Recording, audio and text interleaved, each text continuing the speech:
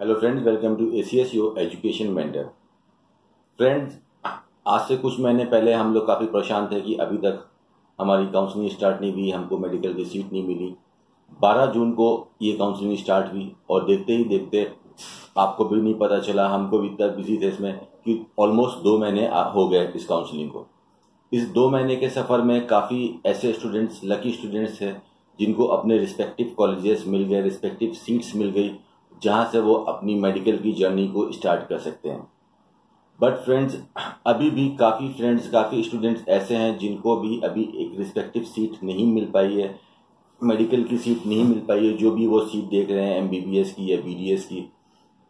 अब आप ऑलमोस्ट हम यहाँ पे आ गए हैं, यहाँ से ऑलमोस्ट लगभग 20 दिन बचे हैं।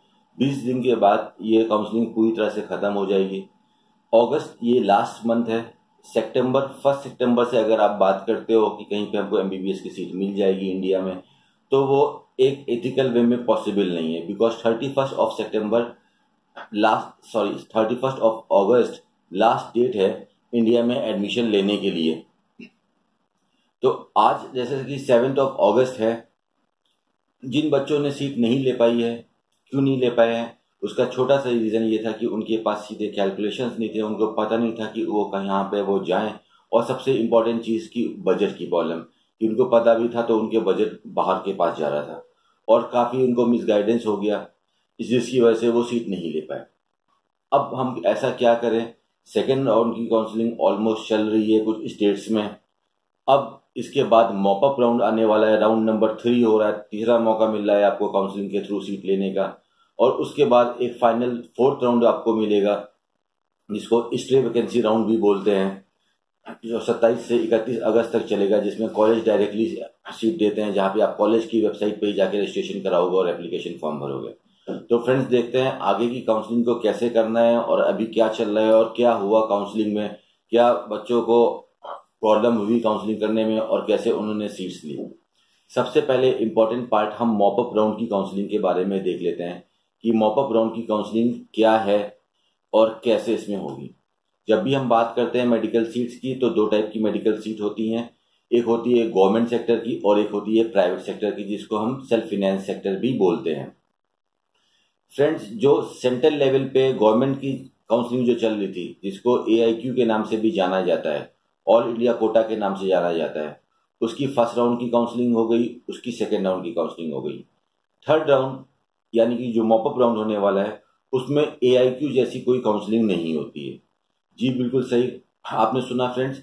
ऑल इंडिया कोटा की जो गवर्नमेंट मेडिकल कॉलेज की जो काउंसलिंग थी, अदर, जिसमें आपके पास मौका था कि अपने स्टेट के अलावा आप किसी और स्टेट में जाके सीट ले सको सेंट्रल बेसिस पे, जिसको हम बोल सकते हैं कि सेंट्रल काउंसलिंग जो थी गवर्नमेंट कॉलेज की, वो अब खत्म हो गई है।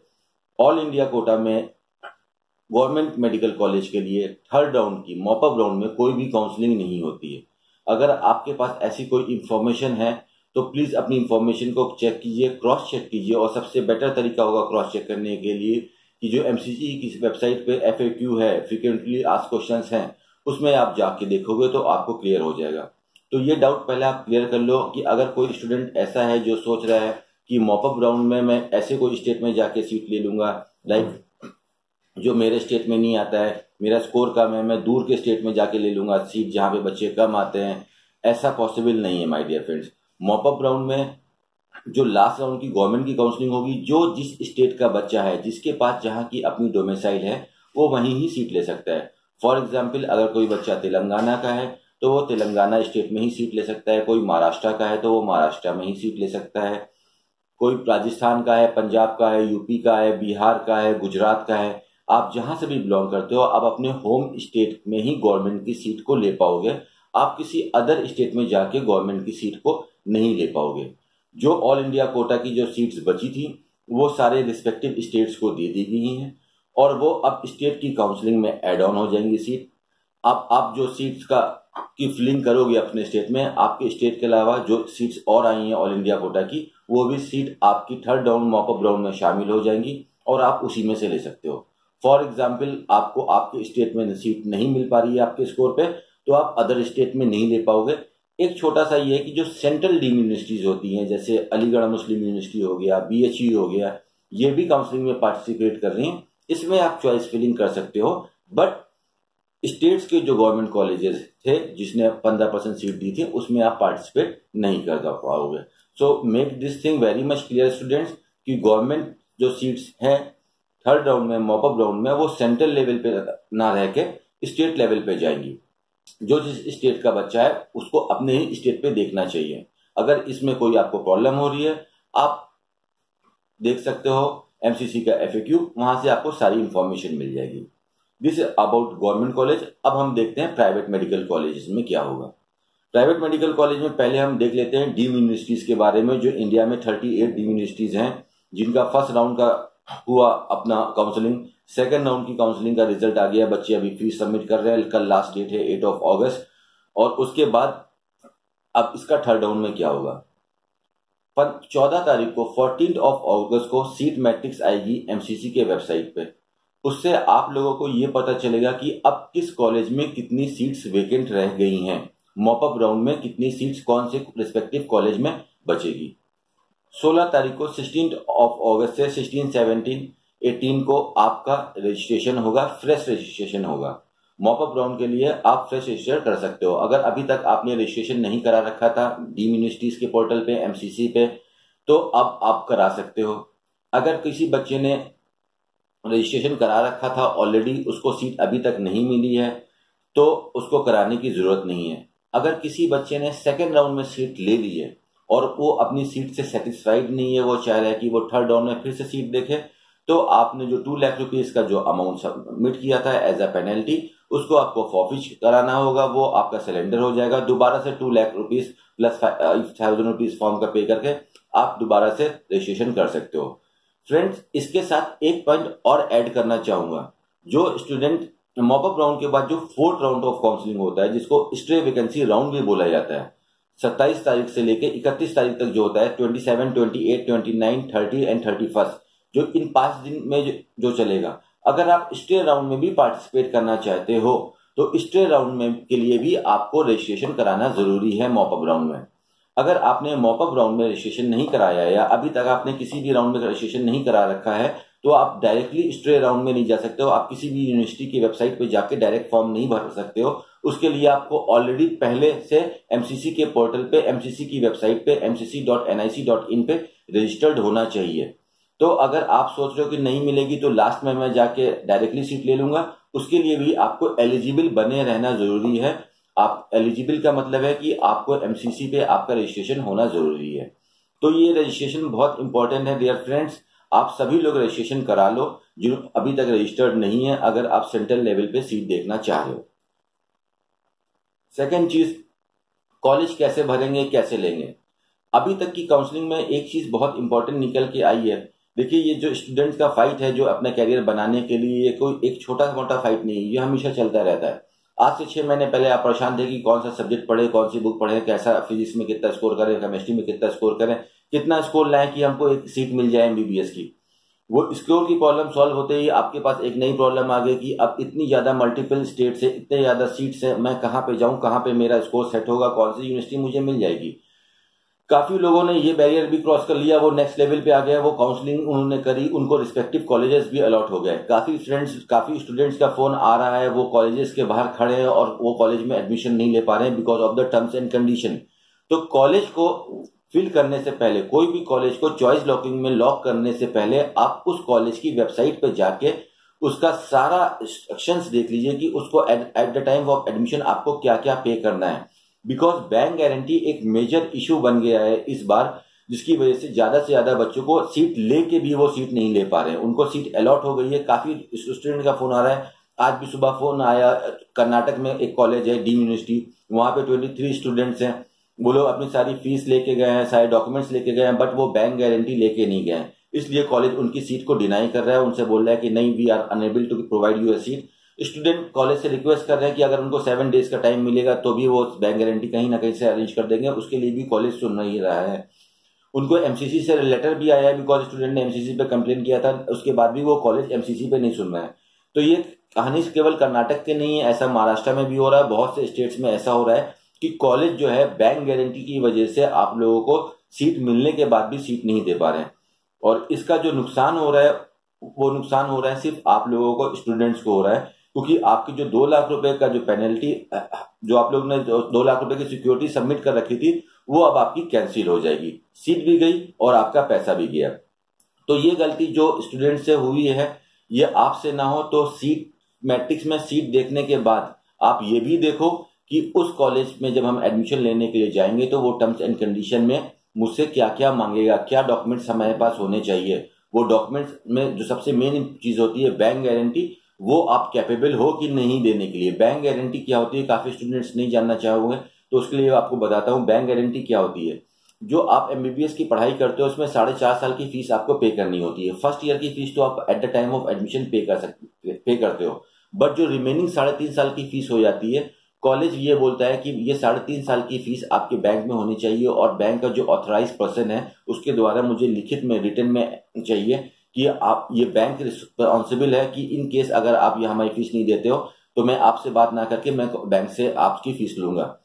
तो ये एक मेजर रीजन है जिसकी वजह से काफी स्टूडेंट सीट लेने के बाद भी सीट को छोड़ देते हैं, छोड़ नहीं देते हैं, उनको सीट छोड़नी पड़ जाती है। तो ये गलती आपसे ना हो। तो फ्रेंड्स, ये था हमारा मॉपअप राउंड के लिए। मॉपअप राउंड का 16 तारीख से रजिस्ट्रेशन स्टार्ट होगा। सभी लोग इसको रजिस्टर्ड करो जिसने अभी तक रजिस्ट्रेशन नहीं करा रखा है। 16, 17, 18 आपका रजिस्ट्रेशन चलेगा। 19 को चॉइस फिलिंग करोगे। चॉइस फिलिंग बहुत देख समझ के कीजिएगा। चॉइस फिलिंग के लिए जो आपको मटेरियल चाहिए वो ये रहता है कि आपकी किस कॉलेज में कितनी सीट बची है, ये आपको पता हो। ये आपको सीट मैट्रिक्स से पता चल जाएगा 14 तारीख को। और जो दूसरा पॉइंट मैंने अभी ऐड किया था कि कॉलेज की टर्म्स एंड कंडीशन क्या है, जिससे आपको बाद में प्रॉब्लम ना हो, ये चीज पे आप ध्यान रखिए। 20 तारीख को आपको रिजल्ट आ जाएगा। फिर 21 से लेके 26 तक बच्चे कॉलेज में रिपोर्टिंग करेंगे। 26 को जो सीट्स खाली हो जाएंगी, फिर वो सीट्स को एमसीसी डीजीएस जो है रिस्पेक्टिव यूनिवर्सिटी को ही सीट वो दे देगा, वो डीम यूनिवर्सिटी को वो सीट दे देगा। फिर आप लोग उस यूनिवर्सिटी की वेबसाइट पे जाके वहां पे उसको एप्लीकेशन उसका लिए फिल करोगे। उसके लिए आप वहां पे अलॉटमेंट दोगे कि आप यहाँ पे सीट लेने के इंटरेस्टेड हो। बट उस यूनिवर्सिटी पे आप एप्लीकेशन तभी डाल पाओगे जब आप ऑलरेडी एमसीसी में पहले से रजिस्टर्ड हो। इसलिए आप मॉपअप राउंड में तो रजिस्ट्रेशन जरूर से करा लेना दोस्तों। फॉर एग्जाम्पल की कि किसी कॉलेज में 30 सीट्स वेकेंट रह जाती है स्ट्रे वैकेंसी में, तो वो उसका 10 टाइम बच्चों को बुला सकता है।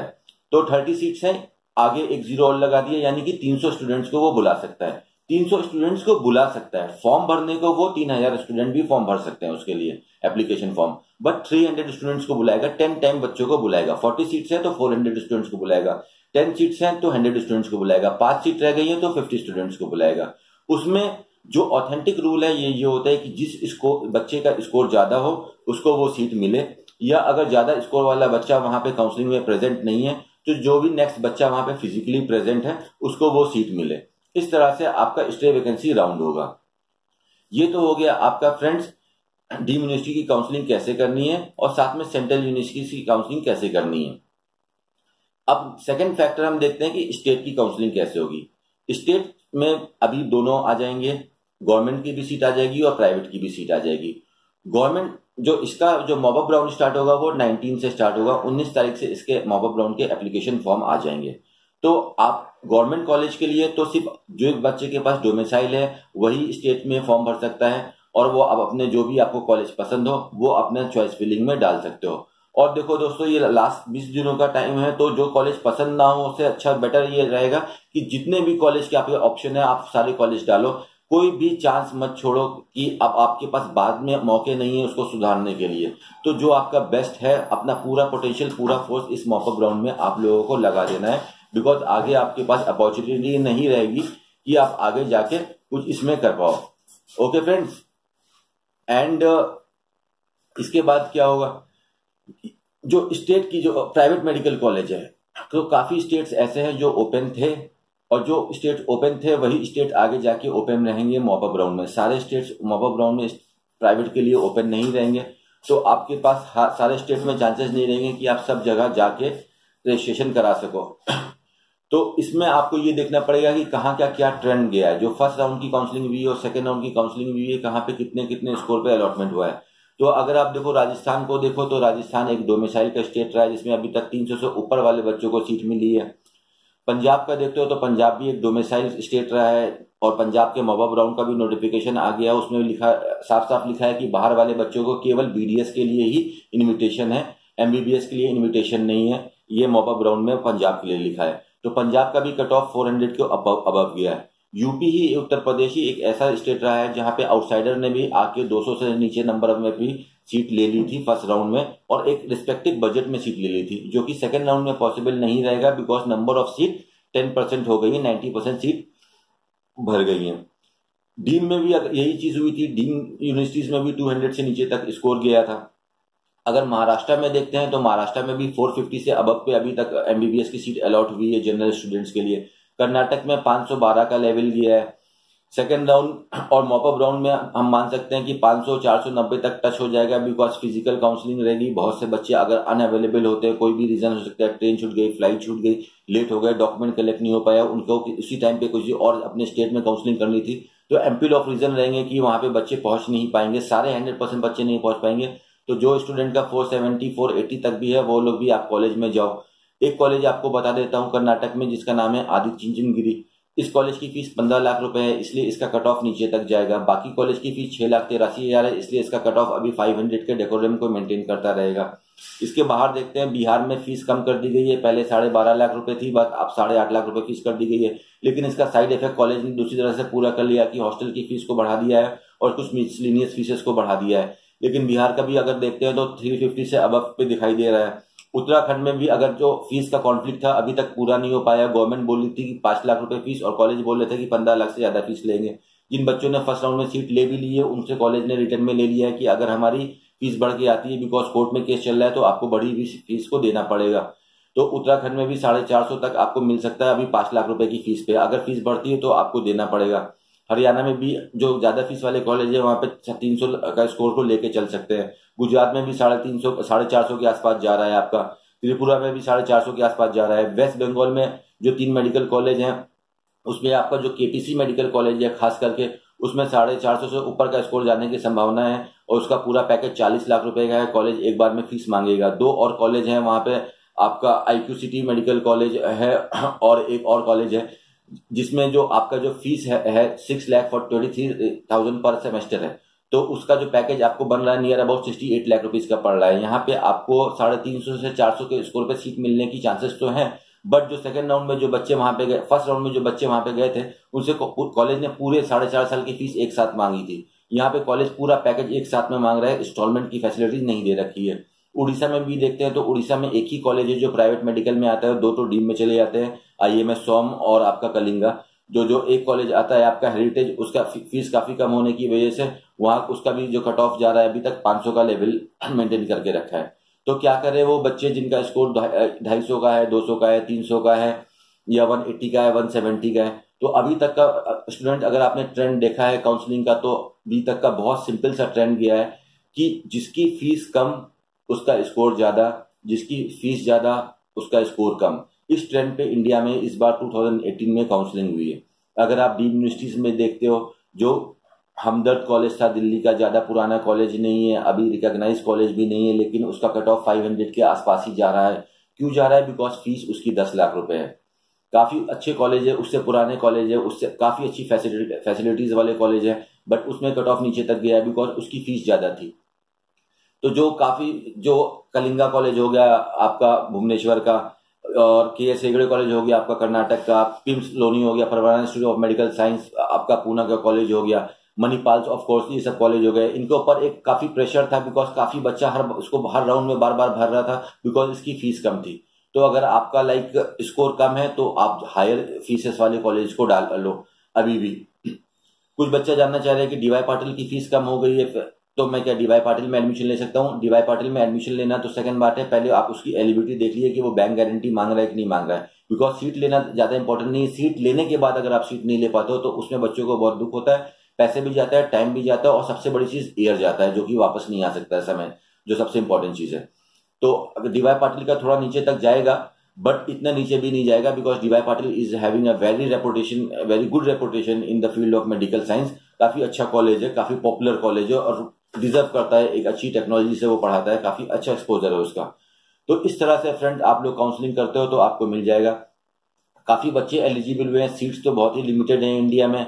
हर बच्चे का सपना रहता है कि कर पाओ, लेकिन सपने से ज़्यादा इंपॉर्टेंट है कि आप उसको पूरा करो। तो अगर आप ये देखो कि ये जो मॉपअप राउंड की काउंसलिंग है, इसमें केवल एमबीबीएस पे फोकस ना करते हुए आप बीडीएस पे भी फोकस करो कि अगर इस राउंड में अगर आपको सीट नहीं मिलती तो आगे के राउंड्स नहीं है आपको अपनी गलती सुधारने के लिए। तो बीडीएस पे अभी भी काफ़ी सीट्स बची हुई काफ़ी कॉलेजेस में, तो आप बीडीएस की तरफ अपना मुंह मोड़ सकते हो, बीडीएस में भी जाके अपना एडमिशन ले सकते हो। एल्स वरना आने वाले टाइम में जो आपके आयुष के कोर्सेज आ रहे हैं, बीएमएस, बीएचएमएस, एलोपैथी, ऑडियोलॉजी, इसमें भी जाके अपना कैरियर बना सकते हो, या इंडिया के बाहर में भी जाके अपना कैरियर बना सकते हो। Because the thing is that you want to make your career in the medical science. तो इसमें एक डॉक्टर के लिए सबसे इंपॉर्टेंट चीज होती है उसकी नॉलेज। ये इंपॉर्टेंट नहीं होता है सोर्स ऑफ नॉलेज उसका क्या है, वो नॉलेज कहाँ से मिली। This college are the source of knowledge. तो आने वाले टाइम में आपकी सोर्स ऑफ नॉलेज ये फैक्टर डिलीट होकर आपकी जो नॉलेज फैक्टर है वो ज्यादा इंपॉर्टेंट होने वाली है। तो फ्रेंड्स, काफी बच्चे इस सर्कल में हर साल राउंड राउंड घूमते रहते हैं कि एडमिशन देखा, एडमिशन के बारे में ज्यादा मालूमात नहीं थी, ज्यादा जानकारी नहीं थी, उसके बाद नहीं हुआ, डिप्रेस होकर सितंबर में गए, फिर उन्होंने कोई कोचिंग इंस्टीट्यूट ज्वाइन कर लिया। फिर जो चीजें आपने इस साल फेस करी है वही चीजें आप नेक्स्ट ईयर भी फेस करोगे। बिकॉज अगर आप ऊपर के स्कोर पे हो, like you are having a score of 500, 450, आपका कुछ नंबरों से छूट गया, तो आपको बिल्कुल ज्वाइन करना चाहिए कोचिंग और पूरी मेहनत करनी चाहिए। जो गैप रह गया है कुछ 20, 30, 10 नंबर, 100 नंबर का, उसको फुलफिल करने का। बट अगर आप नीचे से आते हो, 200, 250, 300 के स्कोर से आते हो, तो फ्रेंड्स अगर आप नेक्स्ट ईयर पे आप रिपीट करते हो तो फिर चीजें यही रहेंगी, चीजें चेंज करने वाली नहीं है। बिकॉज सीट्स अगर हम देख रहे हैं तो सीट्स नहीं बढ़ रही है एमबीबीएस की, बढ़ के आ रहा है फीस बढ़ रही है। तो जहां पे इस साल आपको 18 लाख में फीस मिल सकती है, नेक्स्ट ईयर में आपको वही कॉलेज मिलेगा 22 लाख रुपए में। यही हुआ है डीम में। अगर आप देख रहे हो जो कॉलेज इस साल 20 लाख रुपए, 22 लाख रुपए फीस ले रहे हैं, लास्ट ईयर आपको आप देखो तो उनकी फीस आपकी 12 लाख, 13 लाख रुपए थी, 8-8 लाख, 10-10 लाख रुपए फीस बढ़ी है। तो सबसे इंपॉर्टेंट चीज होती है कि जो कंडीशंस हमारे सामने है, इसी कंडीशंस को देखते हुए हम कैसे अपनी जर्नी को स्टार्ट कर सकते हैं, कैसे हम कोई कॉलेज ज्वाइन करके कुछ कर सकते हैं। बिकॉज कुछ ना करने से कुछ करना अच्छा है। So this is all about your admission friends. इस तरह से आपको अपने मॉपअप राउंड के बारे में स्ट्रेटजी बना के आप चलो। और अगर आपको कोई इसी की तरह की प्रॉब्लम हो रही है तो ACS is always there to help you out. आप एसीएस की काउंसलिंग सर्विसेज भी ले सकते हो और एसीएस की आप कंसल्टेंसी सर्विसेज भी ले सकते हो। हमारे जो चार्जेस है that are very minimum charges. आपका 1% जो आपका पैकेज लगता है उससे भी कम चार्जेस है। अभी तक काफी भी फ्रेंड्स जो हमसे अप्रोच किए और जिन्होंने इनडायरेक्टली भी हमारे वीडियोस भी देखे, उससे काफी स्टूडेंट्स ने बेनिफिट उठाया। Plethora of students have got the seat in like government medical college, deem college, private medical college. और अभी तक ऐसा कोई स्टूडेंट नहीं है जिसको हमारी तरफ से मिस गाइडेंस हो सकती है। एक बच्चा है ध्रुव करके एनआरआई स्टूडेंट था जिसको हमारी तरफ से मिस गाइडेंस हुई है। बाकी उस ध्रुव को लेकर जितने भी बच्चे 200-250 सीट थे, सभी बच्चों को सीट्स मिली और अपने कॉलेज में है फ्रेंड्स। तो it's not a fees which you are paying, इस टाइप ऑफ इन्वेस्टमेंट जो कि आप कर रहे हो। कि अगर आप कोई मेंटर लेके चलते हो जिसको अच्छी तरह से पता है कि आगे वाले रास्ते पे क्या होने वाला है, he can be your guide, तो आपको बता सकता है कि जिससे आपका ये ईयर बैक की प्रॉब्लम नहीं आएगी और दोबारा से आपको इस सर्कल में नहीं फंसना पड़ेगा कि दोबारा से आपको कोचिंग वोचिंग नहीं जाना पड़ेगा।